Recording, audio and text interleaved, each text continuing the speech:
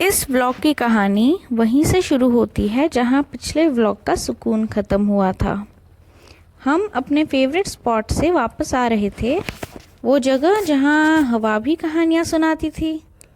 पहाड़ों का ट्रैक शुरुआत में मुश्किल लगता है, पर एक बार आदत पड़ जाए ना तो लगता है जैसे शहर की गलियों में ही चल रहे हो। पहाड़ी हवा का एक अपना ही साइंस होता है।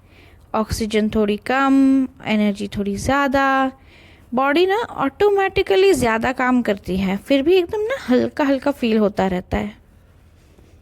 फिर यहाँ पे मैं लकड़ी उठा रही हूँ, बहुत भारी। गांव में फायरवुड मतलब सोना होता है। यहाँ पे गैस कब मिले कब रुक जाए कोई भरोसा नहीं होता। बारिश में तो रास्ते भी यहाँ पे टूट जाते हैं और सिलेंडर्स पहुँच ही नहीं सकते।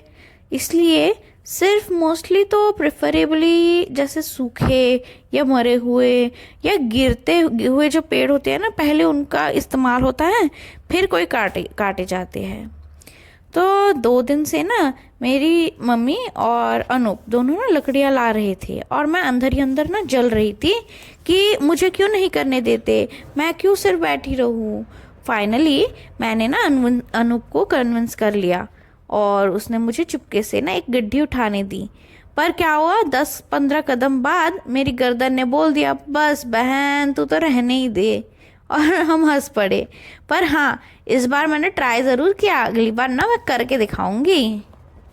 हमारे ना वरांडे में ये एक गाय रहती है और वो ना इस कुत्ते को बहुत प्यार करती है। रोज़ आता है ये और वो ये ना इसको कैरस करती रहती है। तो पहाड़ों में ना आपको पता है जो पेट्स होते हैं ना वो बहुत कम होते हैं, पर ये ना प्रोटेक्टर्स ज़्यादा होते हैं, ये जो स्ट्रे डॉग्स है वो।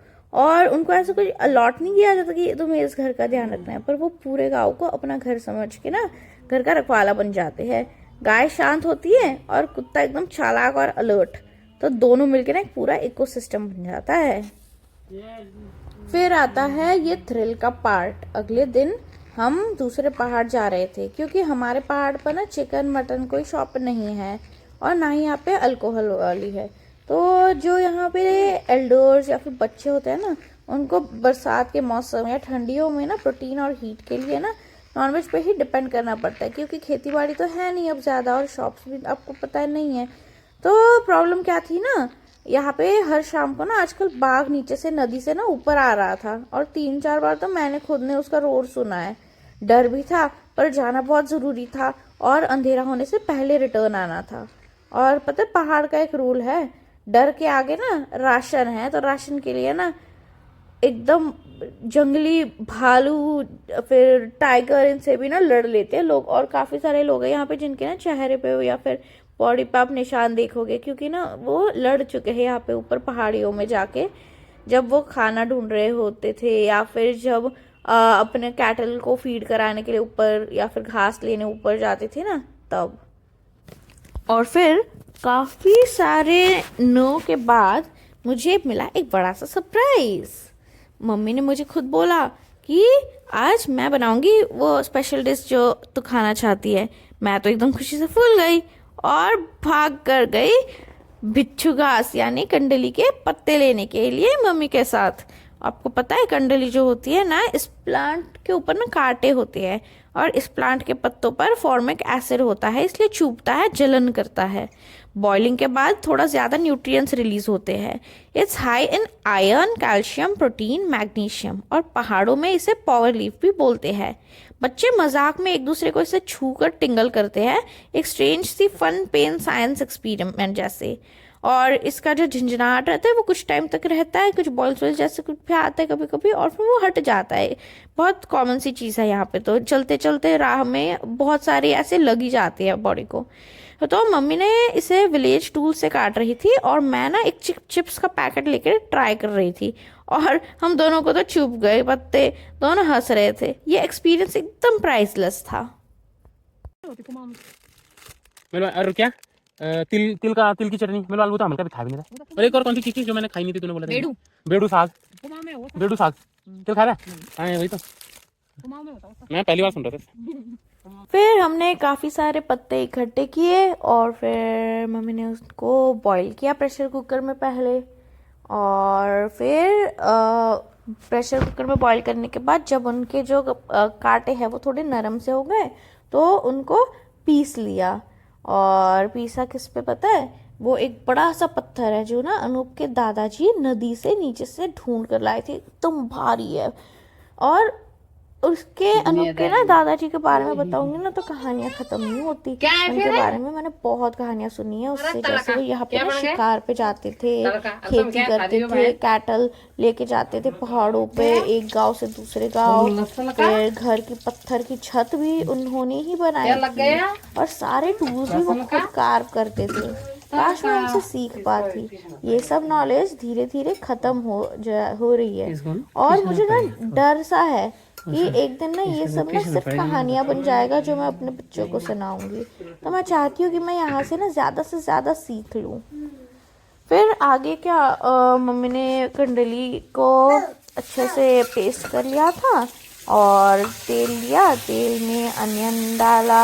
और यहाँ पे ना जो मसाला होता है ना उसमें बेसिकली कोरिएंडर सीड्स और ड्राइड रेड चिली, इसको पीस कर और फिर लहसुन के साथ वो तेल में फ्राई कर देते हैं।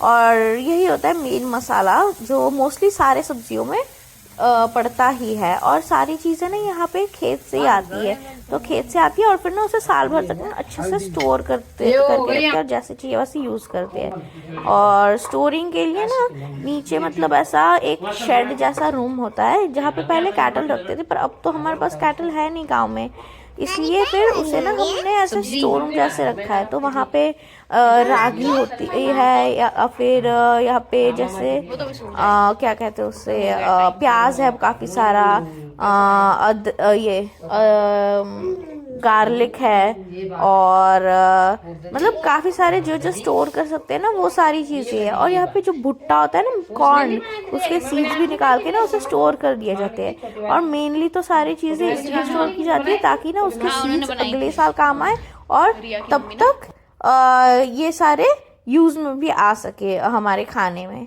तो जो सीड्स होते हैं ना वो बाहर से कहीं से नहीं आते, किसी दुकान से नहीं आते। ये जो सीड्स हैं ना ये नेचुरली यहाँ पे काफ़ी टाइम पहले से ही चलते आ रहे हैं। और यहाँ पे मतलब कोई अडल्ट्रेशन की है ही नहीं। और मतलब जैसे यहाँ पेस्टिसाइड्स की भी ज़रूरत नहीं है। यहाँ की धरती इतनी न्यूट्रिएंट डेंस है ना कि यहाँ पे जो भी उगता है ना वो पहले तो साइज़ में बहुत बड़ा होता है और कोई पेस्टिसाइड कोई मतलब ऐसे केमिकल्स या कुछ नहीं, अपने आप ही बड़ा होता है। फिर यहाँ पे मम्मी ने जो तड़का है उसमें कंडली डाल दी और जैसे ही डाली ना तो पूरी रसोई उसकी खुशबू से भर गई। तब लगा कि हाँ भाई मैं भी इस घर का हिस्सा हूँ। और पता है पहली बार मम्मी और मैंने काम करते करते इतनी सारी बातें की ना, दिल हल्का हुआ, कनेक्शन बना और आधे नो थे ना वो सारे के सारे पिघल गए और मन की दूरी थोड़ी कम हो गई। मैं पता है पैर नहीं छूती, पर जब मेरा दिल भर जाए ना तो मैं गले लगाती हूँ। और उस वक्त ना मुझे हग करना चाहिए था, पर मेमोरीज के लिए ना कभी लेट नहीं होता है। बस देखो कितनी सुंदर लग रही है ये सब्जी। अब खाने में भी बहुत मज़ा आया था और मुझे तो ऐसा होता कि बस ये मैं हर रोज़ खाऊं।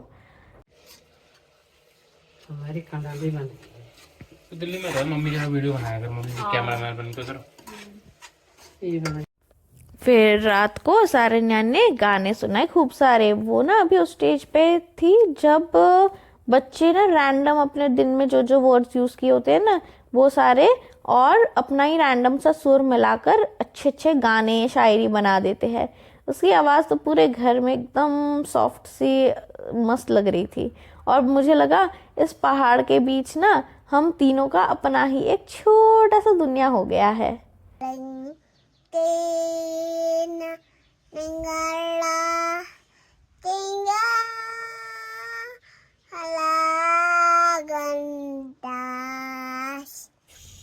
पहाड़ ने मुझे ना थकाया भी है, मुझे सिखाया भी है, पर सबसे ज़्यादा दिल को लगाया भी है। इस सफ़र का असली रंग विदेश नहीं, गांव की गलियों में ही मिला मुझे। बस आज के लिए इतना ही, मिलते हैं कल, तब तक के लिए बाय बाय। कंडाली के सब्जी खाओगे?